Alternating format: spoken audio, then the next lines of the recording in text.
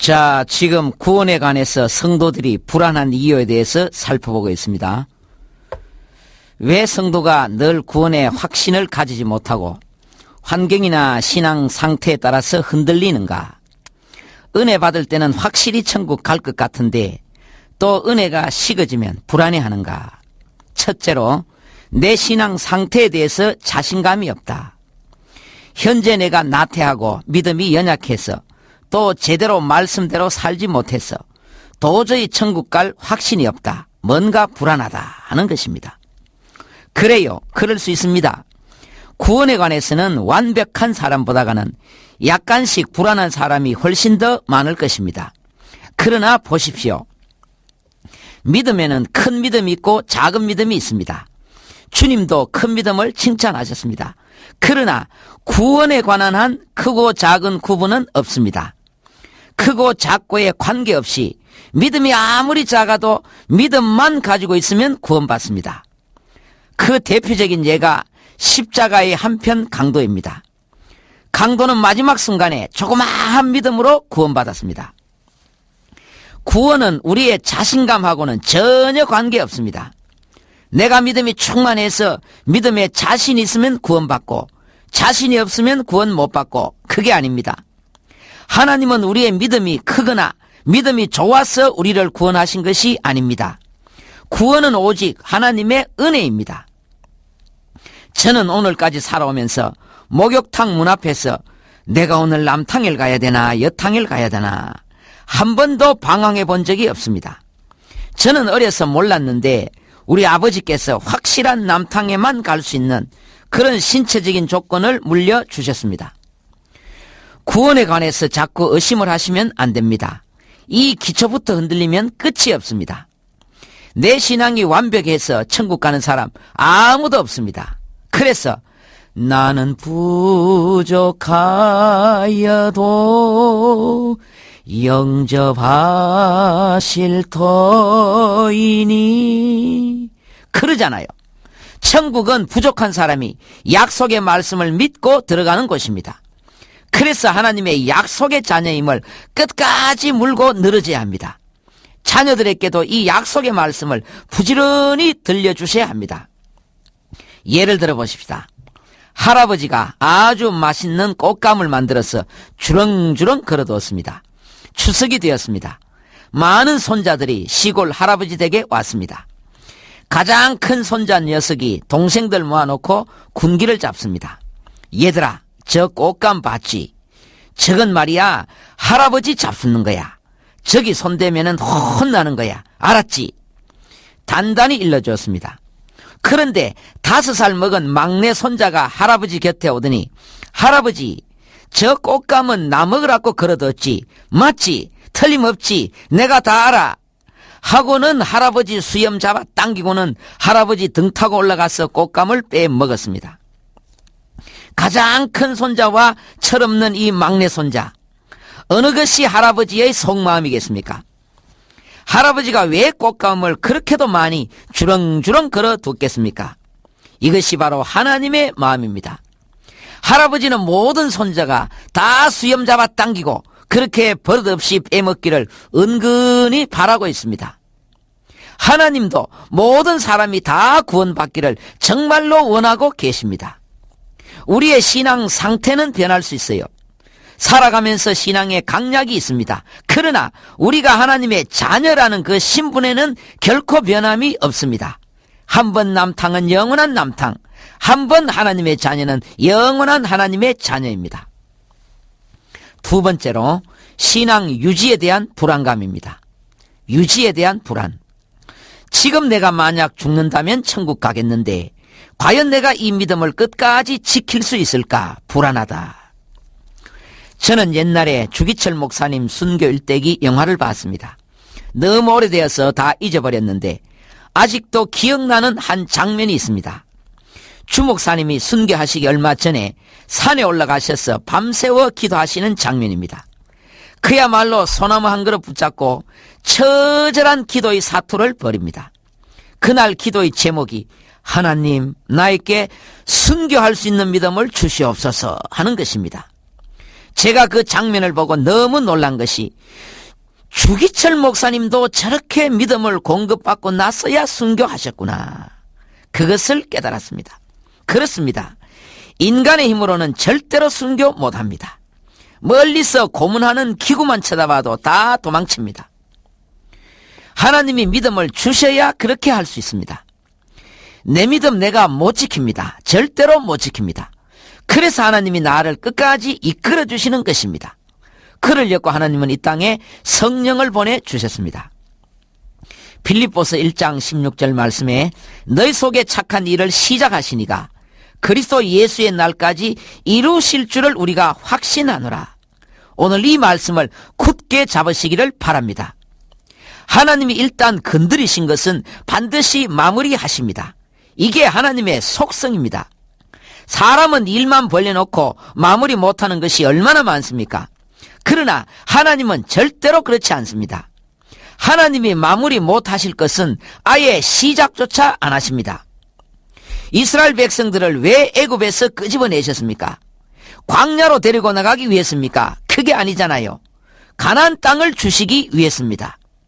착한 일을 시작하신 분은 반드시 마무리하십니다. 애굽에서 끄집어내신 하나님은 반드시 가나안 땅에 집어넣습니다. 집어넣기 위해서 끄집어내신 것입니다. 내 신앙도 그렇습니다.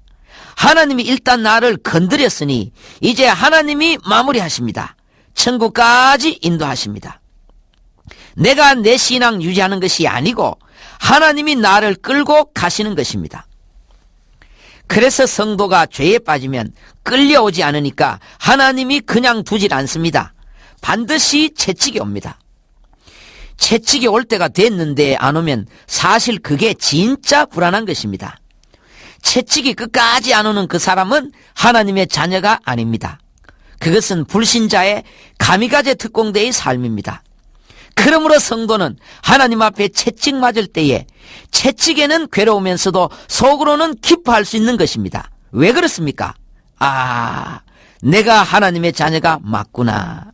하나님이 지금 날 치시는구나. 나는 과가 아니구나.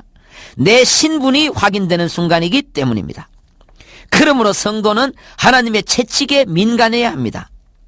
조그마한 채찍에 빨리 깨닫고 돌아와야 합니다. 성도는 내 멋대로 죄짓고 그렇게 인생을 살 수가 없습니다. 그렇게 안 됩니다. 하나님이 그냥 두질 않아요. 학교도 안 가고 가출한 자녀를 그냥 보고 있을 아버지가 어디 있습니까? 그러나 채찍인 줄 뻔히 알면서도 뺀질뺀질한 사람은 더 크게 맞습니다. 인생이 꽈배기 같이 돌돌돌돌 꼬이기만 합니다.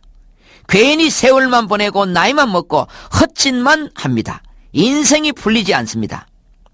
그래도 못 깨달으면은 하나님은 할 수 없이 더 큰 죄 짓기 전에 그 생명을 거두어 가십니다.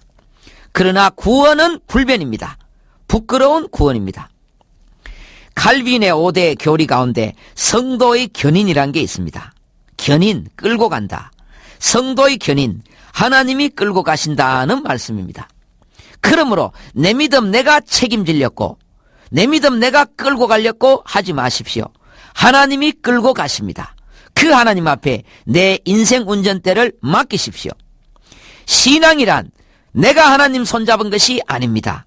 하나님이 그 능하신 팔로 내 손을 잡으신 것입니다. 나는 그냥 끌려가면 되는 것입니다. 세 번째입니다.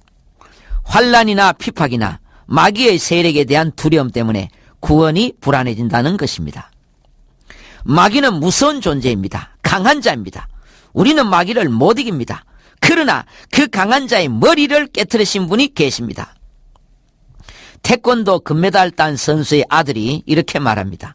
아빠, 난 옆집 아저씨가 너무 무서워. 옆집 아저씨가 날 죽이려고 해. 무서워서 못 살겠어.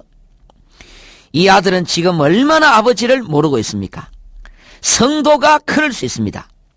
우리에게는 태권도 금메달이 아니라 하늘과 땅의 모든 권세를 가지신 분, 3일 만에 죽음을 정복하신 분이 계십니다. 그분이 바로 우리의 구원자입니다. 그러니까 우리의 구원은 얼마나 분명하고 확실합니까? 성도들이 구원에 관해 불안한 이유, 마지막 한 가지만 더 살펴보십시다. 죽을 때 구원받을 생각으로 인한 불안감입니다. 내가 구원받았는지 안 받았는지 살았을 때는 모르고 일단 죽어봐야 안다는 것입니다. 죽어서 천국 가면 구원받은 것이고 지옥 가면 구원 못 받은 것이고, 교회 안에 이런 사람 굉장히 많습니다. 그러니까 죽는 날까지 얼마나 불안하고 얼마나 조마조마하겠습니까? 정말로 불쌍한 사람입니다. 이것은 마치 합격자 발표 보고 나서도 나 혹시 입학 안 되면 어쩌나 하고 입학하는 날까지 불안해서 떠는 수험생과 같습니다.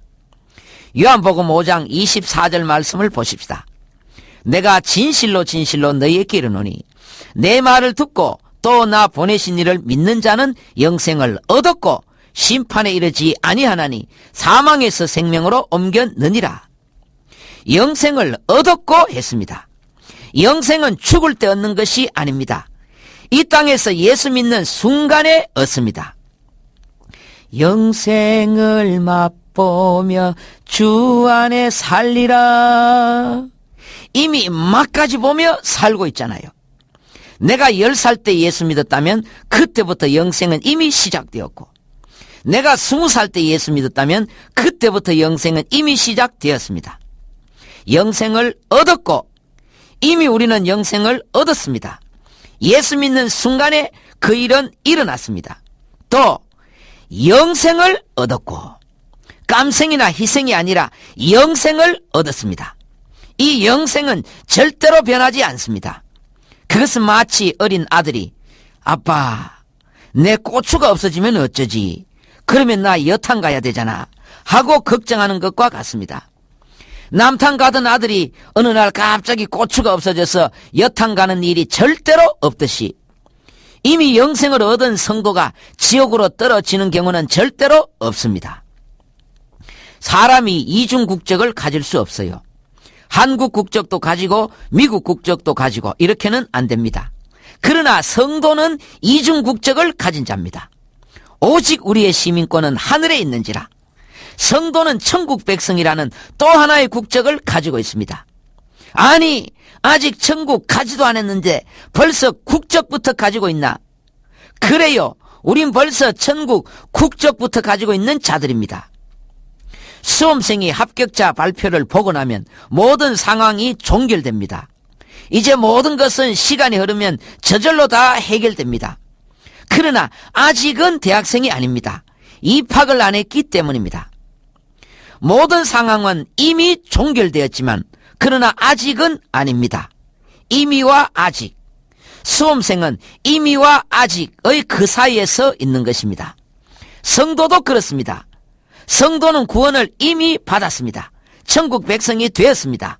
그러나 아직은 이 땅에 있습니다. 천국에 입성하지 않았습니다. 그래서 성도는 이미와 아직 사이에서 살아가고 있는 것입니다. 누가복음 10장 20절 말씀에 너 이름이 하늘에 기록된 것으로 기뻐하라. 기록될 것이 아니고 기록된 것입니다. 이미 모든 상황은 종결되었습니다. 수험생이 합격자 명단에 들어가면 이미 출석부는 다 만들어졌습니다. 나중에 입학해서 출석 부를 때 네 하고 대답만 하면 되는 것입니다. 너희 이름이 하늘에 기록된 것으로 기뻐하라. 어디에 기록되어 있습니까? 바로 생명책입니다. 일일이 한 사람 한 사람의 이름이 생명책에 다 기록되어 있습니다. 성도 이름이 이렇게 귀중합니다. 나팔 불 때 나의 이름, 나팔 불 때 나의 이름, 나팔 불 때 나의 이름, 부를 때에 잔치 참여하겠네. 누가복음 16장에 부자와 거지 나사로의 비유를 봐도 천국 간 나사로는 이름이 기록되어 있는데 지옥 간 부자는 이름이 없습니다. 그렇게도 이 땅에서 잘 나갔지만 이름이 없습니다. 알 필요가 없습니다. 괜히 알아봐야 머리만 복잡해집니다. 가라지는 단으로 묶어 지옥불에 던진다고 했습니다. 단으로 묶어 그냥 도매금으로 처리해버립니다. 그 이름들이 영원히 사라집니다. 그러나 알고 긴 성도는 한 사람 한 사람 이름이 불리워지고 그 이름이 영원히 남습니다. 흔들리지 마시기를 바랍니다. 은혜로운 날 되십시오.